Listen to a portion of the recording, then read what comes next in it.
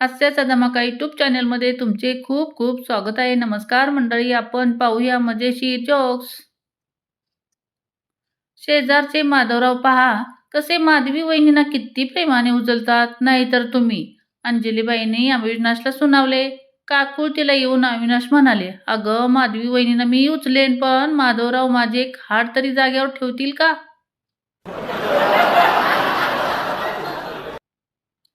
पुण्यातील घराबाहेरील पाटी. आमच्या मुलीचं यंदा लग्न करायचं नाही. स्थळ सुचवून त्रास देऊ नका, अपमान करण्यात येईल. त्या पाटीखाली एकाने लिहिलं, तुमचं स्थळ वेगवेगळ्या स्थळासोबत प्रेक्षणीय स्थळी फिरताना दिसतं. स्थळाचे परस्पर स्थलांतर.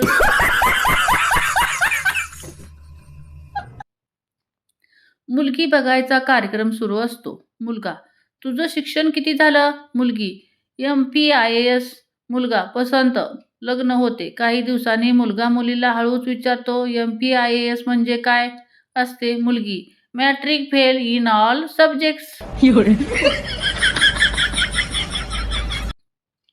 मुलगी सासरी जायला निघते. घरची मंडळी निरोप घेतात.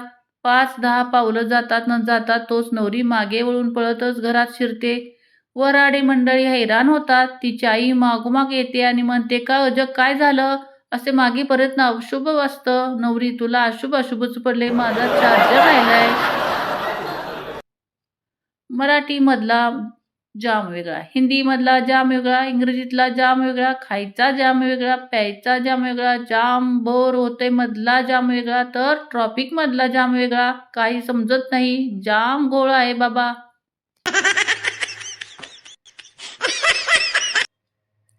कॉलेजमध्ये असताना पप्पाकडून परीक्षेची फी घेऊन मी मूव्ही पाहायला जायचो.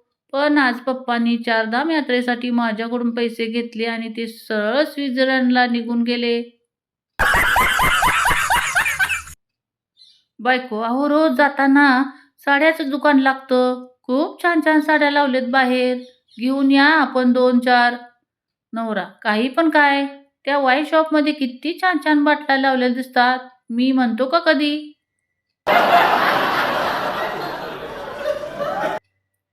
रामायणात एक खूप शक्तिशाली पात्र आहे, वाली. वालीचे एक वैशिष्ट्य होते की जो कोणी त्याच्याशी लढण्यासाठी जायचा त्याची अर्धी शक्ती वालीला प्राप्त व्हायची. कलियुगात तोच वाली स्त्री रूपात जन्माला आला. त्याचं नाव बायको. तुम्ही तिच्यासोबत भांडायला किंवा लढायला गेलात की तुमची अर्धी शक्ती हिला आपोआप प्राप्त होते. म्हणूनच कलियुगात बायकोला घरवाली म्हटलं.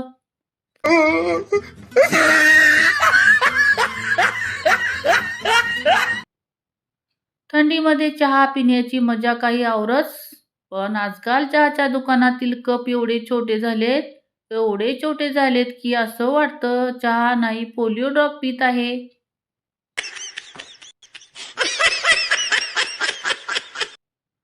बीवी, सुनो जी, जब हमारी नई नई शादी हुई थी तो जब मैं खाना बना कर लाती तो तुम खुद कम खाते, मुझे ज्यादा खिलाते थे.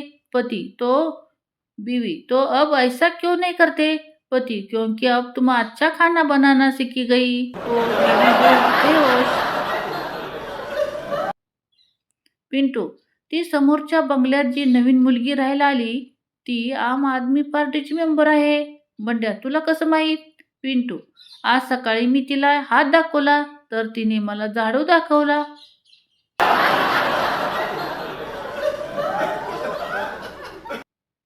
बाकीच्यांची आई, डोकं दुखत असलं थांब तुला चहा करून देते आणि गोळी देते. पण माझी आई, तुझं डोकं नाही आहे, मोबाईलमुळे दुखत आहे. सगळं गोष्टीला कारणीभूत हा मोबाईल आहे. त्याला जरा आपट बाजूला.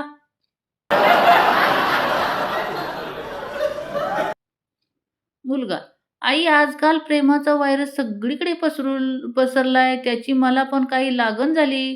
आई, बाळा, काळजी काळजी करू नकोस. माझ्याकडे चप्पल आहे, ती अँटीव्हायरसचे काम करते.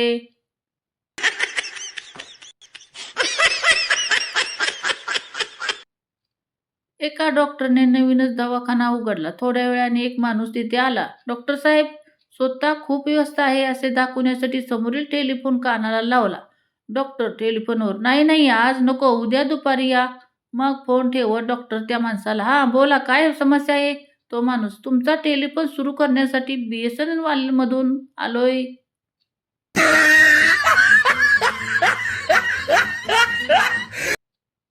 मुंबईकर सकाळी 5ला उठतात आणि जॉगिंगला जातात. पुणेकर सकाळी 5ला उठून योगासन करतात आणि आमच्याकडे 7ला सकाळी 5ला उठून मोबाईल चार्जिंगला लावून परत झोपतात.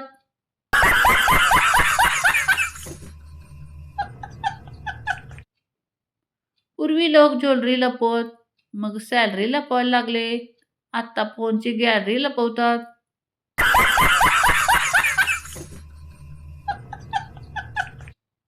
बोलता बोलता त्याने खिशातील तंबाखू काढली आणि मळू लागला. मी, अरे तंबाखूमध्ये निकोटीन असते, कॅन्सर होऊन मरतात लोक त्याच्यामुळे. तो, अरे तुला माहित नव्हतं का? म्हणून तो पटल्यावर निकोटीन उडून जातं.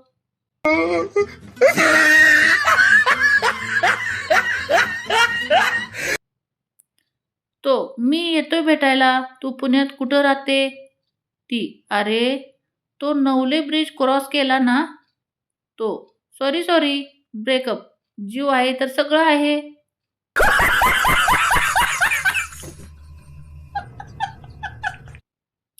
मुलगी, हॉटेलचे बिल तुम्ही पुरुषांनीच द्यायचे असतं म्हणूनच कार्डवर लिहिलंय असतं मेन्यू, समजलं? पुणेरी मुलगा, नाही ग वेडे, असं नाहीये, ते दोघांनी मिळून पे करायचं असतं. म्हणून मी आणि यो, चल दे अर्धे बिल दे. एक मुलगी फेसबुकवर स्टेटस टाकते, हॅलो फ्रेंड्स, मी मावशी झाले. बड्यानं लगेच कमेंट टाकली, कोणत्या हॉस्पिटलला, किती पगार आहे?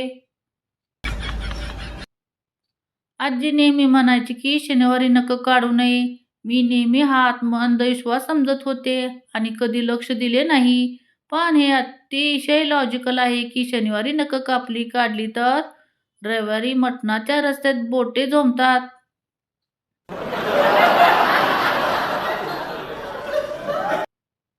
बायको, अहो रोज जाताना साड्याचं दुकान लागतं, खूप छान साड्या लावल्यात बाहेर, घेऊन या आपण 2-4. नवरा, काही पण काय?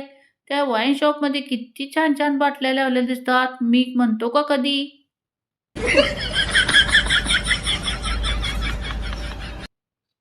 डॉक्टर, आता तुमचा धोका टळला आहे, तरी तुम्ही इतके घाबरलेले आहात.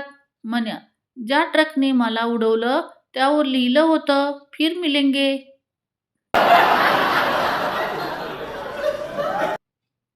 नवरा, माझ्या बहिणीच्या हाताला काय चव आहे, आहा. बायको, नका फार कौतुक करू, भाऊबीजेच्या जय एकच दिवशीच गिळायला जाणार, मग काही नाही चांगलं करणार. नवरा, अगं असा तुझा भाऊ म्हणला मला ग.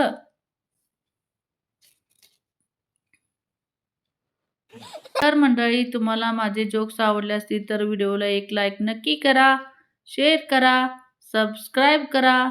धन्यवाद.